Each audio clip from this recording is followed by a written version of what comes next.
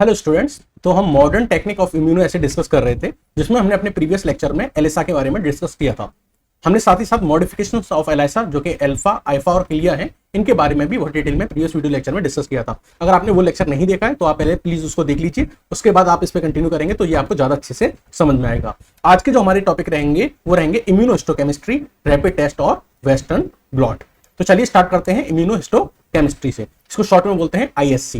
अब इसका मतलब क्या होता है? तो इसका ये मतलब होता है कि मान लीजिए आपके पास कोई पेशेंट आता है और आप उस पेशेंट की बायोप्सी करते हैं। क्या करते हैं? बायोप्सी करते हैं, यानी उस पेशेंट की बॉडी में से एक टिश्यू सैंपल निकालते हैं। क्या निकालते हैं? टिश्यू का सैंपल निकालते हैं। और इस टिश्यू के सैंपल पे आप करते हैं इम्यूनो एसे। क्या करते हैं? इम्यूनो एसे करते हैं। तो किसी टिश्यू सेक्शन के सैंपल पे इम्यूनो एसे परफॉर्म करके यह पता लगाना कि इस टिश्यू सैंपल के अंदर कौन सा एंटीजन प्रेजेंट है या कौन सी एंटीबॉडी प्रेजेंट है, इसको हम बोलते हैं इम्यूनोहिस्टोकेमिस्ट्री। आई रिपीट अगेन, किसी टिश्यू सैंपल पर इम्यूनो एसे परफॉर्म करके यह पता लगाना कि उस टिश्यू सैंपल के अंदर कौन सा एंटीजन, कौन सा माइक्रोब, कौन सा पैथोजन या कौन सी एंटीबॉडी प्रेजेंट है, इसको हम क्या बोलते हैं? इम्यूनोहिस्टोकेमिस्ट्री बोलते हैं। तो इम्यूनोहिस्टोकेमिस्ट्री का जो प्रिंसिपल जो प्राइमरी वर्क होता है वो ये होता है कि आप जो आपका जो टिश्यू सैंपल है उसमें आप पता लगा रहे हैं कि उसमें कौन सा एंटीजन प्रेजेंट है। और एंटीजन अगर आपको पता करना है तो आप यूज करते हैं करस्पॉन्डिंग एंटीबॉडी। मेरा कहने का मतलब ये है कि अगर ये टिश्यू है, ये क्या है? टिश्यू है, और इसमें आपको यह पता लगाना है कि कौन सा एंटीजन है, तो यह पता लगाने के लिए आपको यूज करनी पड़ती है इस टिश्यू की करस्पॉन्डिंग एंटीबॉडी।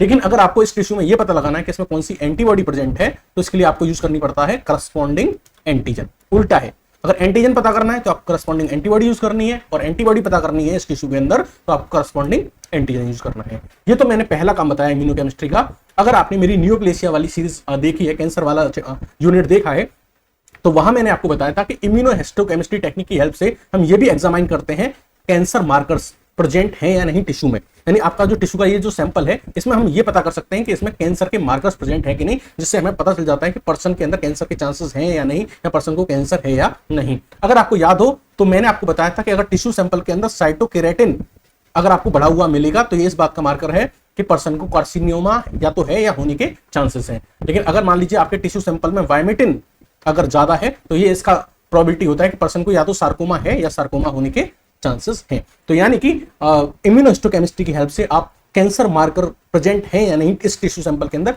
ये भी एग्जामिन कर सकते हैं, और आप उससे ये आइडिया लगा सकते हैं कि पर्सन को किस टाइप का कैंसर है या होने की प्रोबेबिलिटी है।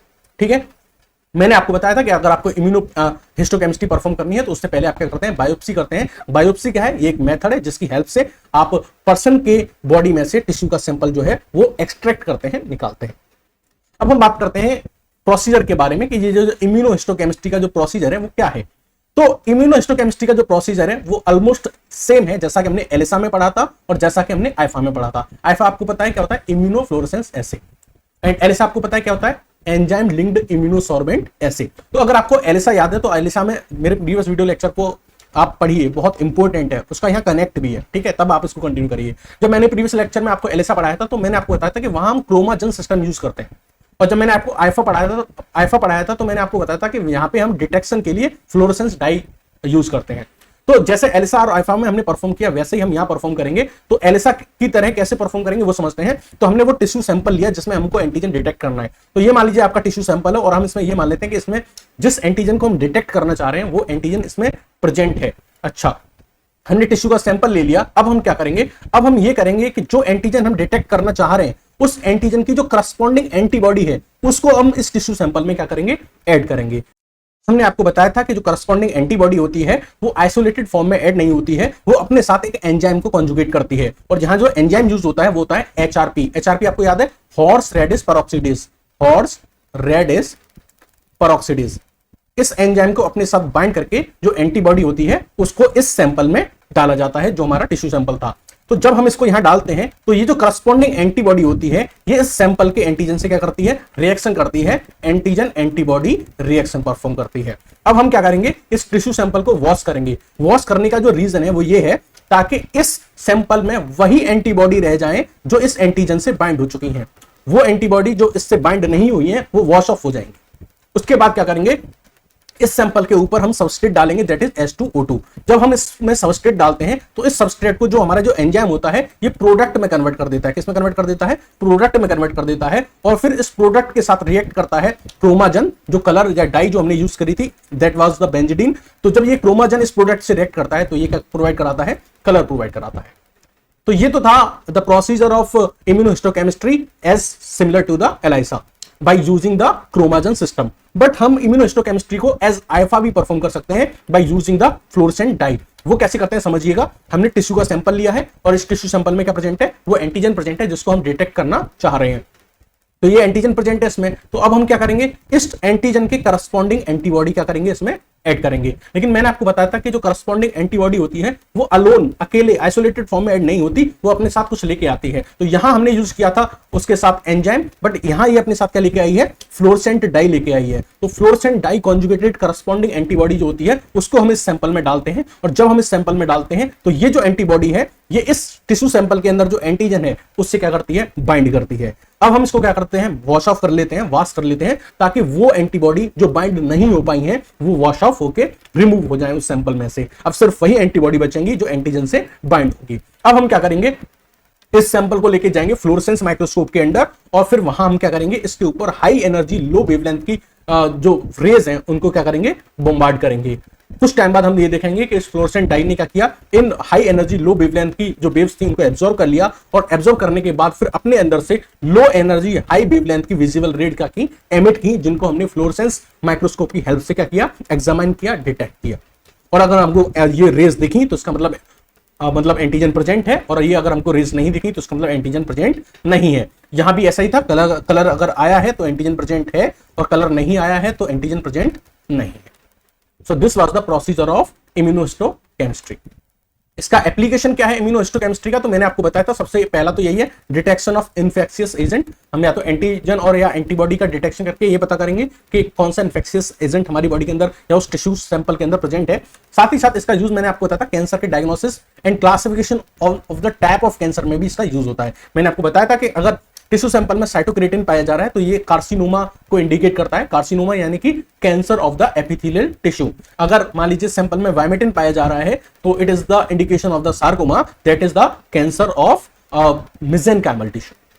So it was all the application of the immunohistochemistry. अब हम अपने नेक्स्ट टेस्ट की तरफ फॉरवर्ड करेंगे, दैट इज रैपिड टेस्ट और दैट इज कार्ड टेस्ट। ठीक है, रैपिड टेस्ट क्यों बोला जा रहा है? क्योंकि ये बहुत जल्दी रिजल्ट देता है। बहुत जल्दी का मतलब है कि विद इन 10 to 20 मिनट्स आपको क्या देखने को मिल जाता है? अपना रिजल्ट देखने को मिलता है। बहुत इजी है इसको यूज करना, यूजर फ्रेंडली है। कैसे होता है और इसका क्या यूज होता है समझते हैं। जो रैपिड टेस्ट होता है या कार्ड टेस्ट होता है, इसका जो यूज किया जाता है वो डायग्नोस करने के लिए किया जाता है एंटीजन, एंटीबॉडी या किसी हार्मोन को इन अ सैंपल। यानी आपका कोई सैंपल है, वो चाहे आपका ब्लड हो, यूरिन हो, CSF हो, जो भी आपका सैंपल है उसमें आपको पता करना है कि कौन सा एंटीजन प्रेजेंट है। एंटीजन कुछ भी हो सकता है, माइक्रोब हो सकता है, पैथोजन हो सकता है, डिसीज कॉजिंग एजेंट हो सकता है। ठीक है, तो आपको अगर एंटीजन, एंटीबॉडी या हार्मोन का पता लगाना है अपने सैंपल में तो आप इस रैपिड टेस्ट और कार्ड टेस्ट का यूज कर सकते हैं। इसका यूज कहां कहां होता है? तो बहुत सारी इंफेक्शियस डिसीज में हम इसका यूज करते हैं, like hepatitis B virus, C virus के केस में, मलेरिया का टेस्ट करने के लिए, कोविड का टेस्ट करने के लिए, टाइफाइड का टेस्ट करने के लिए। साथ ही साथ इसका यूज हम प्रेगनेंसी टेस्ट करने के लिए भी करते हैं। अगर हम इसका बात करें तो इसको कैसे परफॉर्म किया जाता है, तो इसकी एक किट आती है, वो या तो कैसेट की फॉर्म में हो सकती है या फिर स्ट्रिप की फॉर्म में हो सकती है। तो ये जो आप देख रहे हैं ये बेसिकली क्या है? एक कैसेट है। ठीक है, बट एक इस तरीके की स्ट्रिप भी आती है, इस तरीके की आती है, एक स्ट्रिप भी आती है। तो ये दो फॉर्म में पाया जा सकता है, by the form of cassette और स्ट्रिप। अगर मैं इस कैसेट के बारे में आपको डिटेल में बात करूं तो ये आपको जो कैसेट दिख रही है इसमें यहां आपको जो एस दिख रहा है ये बेसिकली क्या है? सैंपल वेल है। क्या है? सैंपल वेल है। यहां पे आप क्या डालते हैं? सैंपल डालते हैं अपना, जो भी आप सैंपल है, चाहे आप अगर मान लीजिए यूरिन प्रेगनेंसी टेस्ट कर रहे हैं तो ऑब्वियसली आप यूरिन का सैंपल इसमें डालेंगे। मान लीजिए आप मलेरिया टेस्ट कर रहे हैं तो आप इसमें क्या डालेंगे? ब्लड का सैंपल डालेंगे। तो जो भी आपका सैंपल है वो आप कहां डालते हैं? इस सैंपल वेल में डालते हैं। और इस सैंपल वेल के पास क्या होता है? एक एड्सॉर्बेंट पैड होता है जो अपनी सरफेस पे क्या करता है? इस सैंपल को एड्सॉर्ब कर लेता है। इसके अलावा ये जो आपको इसमें व्हाइट व्हाइट दिख रहा है, यहाँ पे ये जो व्हाइट व्हाइट दिख रहा है ये बेसिकली क्या होती है? नाइट्रोसेल्यूलोज मेम्ब्रेन होती है। ये जो आपने सैंपल, ये नाइट्रोसेल्यूलोज मेम्ब्रेन जो होती है ये थ्रू आउट प्रेजेंट होती है। इसमें क्या होती है? थ्रू आउट प्रेजेंट होती है। जो आपने सैंपल यहां डाला है ये यहां से आगे की तरफ जो फॉरवर्ड करेगा वो इस नाइट्रोसेल्यूलोज मेम्ब्रेन के ऊपर ही फॉरवर्ड करेगा। इसके बाद आप इसमें दो लाइन देख रहे हैं, एक है सी लाइन और एक है टी लाइन। जो आपको ये रेड कलर की दिख रही है this is C and T line. तो वो सील, जब आप कोई भी टेस्ट कंडक्ट कर रहे हैं या चेक कर रहे हैं तो उस टेस्ट को कंडक्ट करने के बाद ये जो सी लाइन है इसमें आपको कलर दिखना ही दिखना चाहिए। मतलब अगर सी लाइन जो है रेड आ रही है तो ये रेड आनी चाहिए। अगर ये रेड नहीं आ रही है तो इसका मतलब ये है कि आपका टेस्ट सही से परफॉर्म किया ही नहीं गया। तो it must always be present. जो सी लाइन है उसका कलर देना is must after the test. आपने टेस्ट कंडक्ट किया, सी लाइन आनी ही चाहिए। नहीं आई है इसका मतलब टेस्ट सही से कंडक्ट नहीं हुआ है। आप दूसरी किट लाइए, दोबारा से टेस्ट परफॉर्म करिए।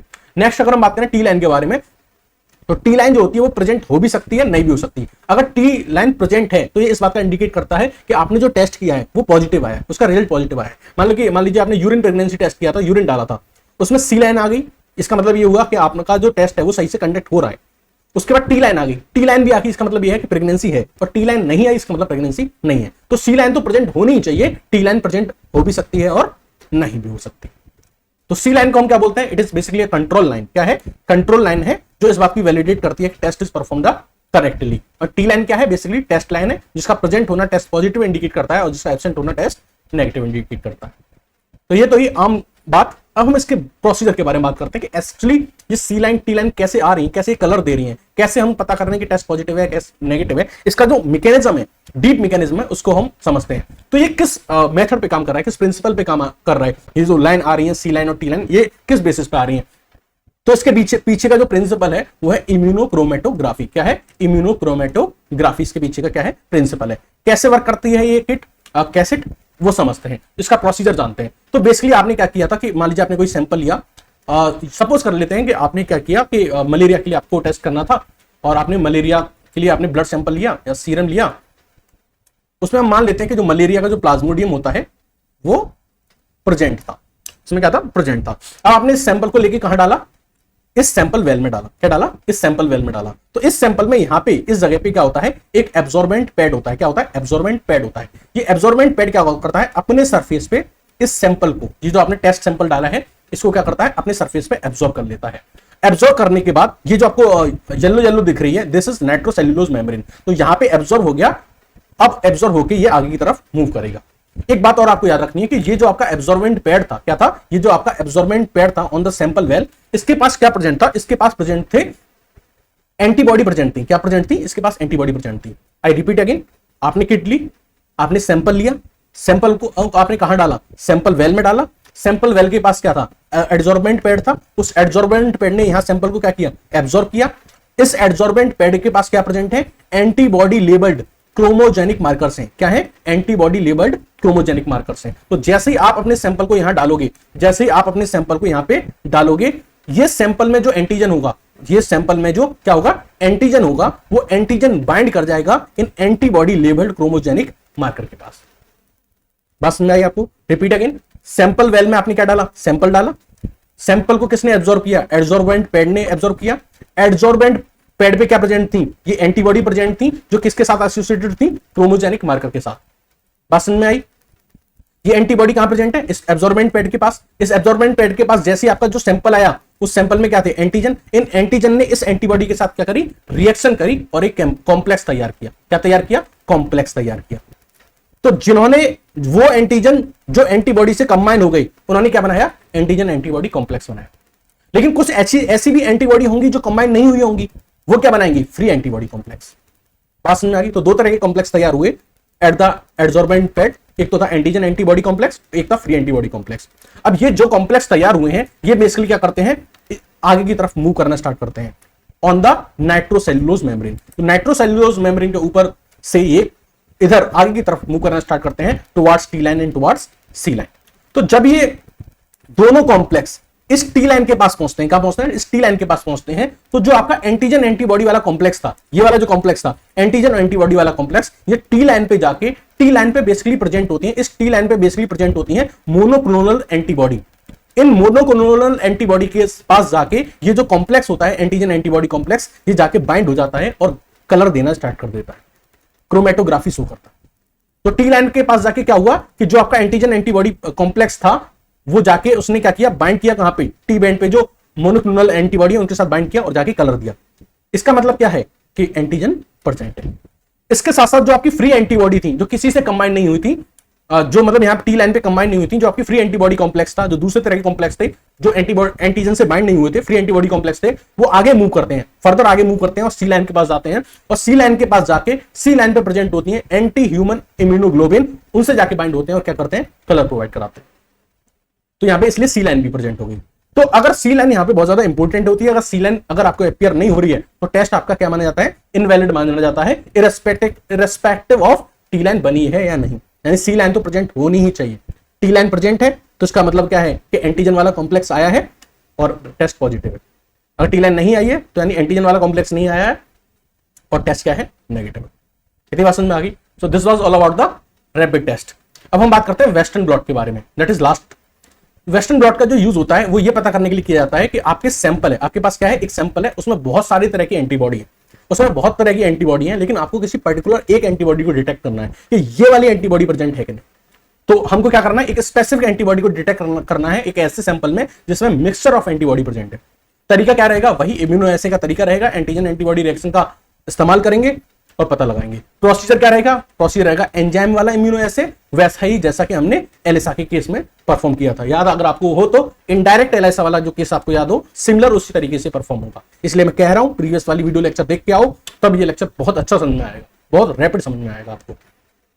चलिए स्टार्ट करते हैं प्रोसीजर इसका कि कैसे करेंगे। तो हम वो सैंपल लेंगे जिसमें मिक्सचर ऑफ एंटीबॉडी है, ठीक है, मिक्सचर ऑफ एंटीबॉडी वाला सैंपल लेंगे। इस सैंपल हमने ले लिया, इसमें क्या प्रेजेंट है, मान लो कि वो हमारी स्पेसिफिक एंटीबॉडी प्रेजेंट है जिसको हम टेस्ट करना चाह रहे हैं, ठीक है, इस सैंपल में। अब हम क्या करेंगे, जो भी एंटीबॉडी हम डिटेक्ट करना चाह रहे हैं उस एंटीबॉडी का जो करस्पॉन्डिंग एंटीजन होगा, क्या होगा, करस्पॉन्डिंग एंटीजन होगा, उसको क्या करेंगे, इस सैंपल में हम डालेंगे। तो ये जो आप स्टार देख रहे हैं ये क्या है, वो करस्पॉन्डिंग एंटीजन है, उसको हमने इस सैंपल वेल में डाला। अब जब हम एंटीजन को डालेंगे तो ये क्या शो करेगा, एंटीजन एंटीबॉडी रिएक्शन शो करेगा। अब हम क्या करेंगे, इसमें एक चीज और ऐड करेंगे, हम इसमें एक एंजाइम ऐड करेंगे, that is HRP, horse radish peroxidase enzyme add करेंगे। लेकिन आपको पता है कि ये जो एंजाइम है ये अकेला नहीं आता, अपने साथ एंटीबॉडी लेके आता है। तो ये जो एंटीबॉडी हम डिटेक्ट कर रहे हैं वही सिमिलर एंटीबॉडी या तो सिंथेटिकली प्रिपेयर करके या कहीं से एक्सट्रैक्ट करके हम इस HRP एंजाइम के साथ कंजुगेट करके कहां डाल देते हैं, इस सैंपल वेल में डाल देते हैं। जब हम डाल देते हैं तो उसके बाद हम क्या करते हैं, एक सबस्ट्रेट लेते हैं जिसका नाम है H2O2, उसको भी क्या करते हैं, हम इस सैंपल वेल में डाल देते हैं। अब ये जो सबस्ट्रेट H2O2 है इस पे ये एंजाइम एक्ट करता है और इसको किसमें कन्वर्ट कर देता है, प्रोडक्ट में कन्वर्ट कर देता है। उस प्रोडक्ट से अगर जब ये क्रोमोजन रिएक्ट करता है, क्रोमोजन भी हमने इस सैंपल में डाला था, तो जब ये क्रोमोजन इस प्रोडक्ट से रिएक्ट करता है तो आपको क्या देता है, कलर देता है। कलर अगर आया है तो इसका मतलब क्या है कि वो एंटीबॉडी प्रेजेंट है, और कलर अगर नहीं आया है तो इसका मतलब है कि वो एंटीबॉडी एब्सेंट है। ये प्रोसीजर मैंने आपको अभी जल्दी में समझा दिया, लेकिन इसके बारे में बहुत डिटेल में बात करी है मैंने प्रीवियस एलिसा वाले लेक्चर में, इसलिए आप प्लीज इसको देखें। अगर मैं बात करूं कि वेस्टर्न ब्लॉट का जो एप्लीकेशन है वो कहां है, तो जाहिर सी बात है मैंने आपको बताया था एंटीबॉडी डिटेक्शन में। कहां बेसिकली हम इसका यूज करते हैं, in the case of HIV virus के केस में, सिस्टियोसार्कोसिस के केस में एंड हेरिडिटरी डिसीज के केस में। सो this was all about the all modern technique of the immuno. ये वीडियो आपको कैसा लगा कमेंट सेक्शन में बताइएगा। Thank you and have a nice day.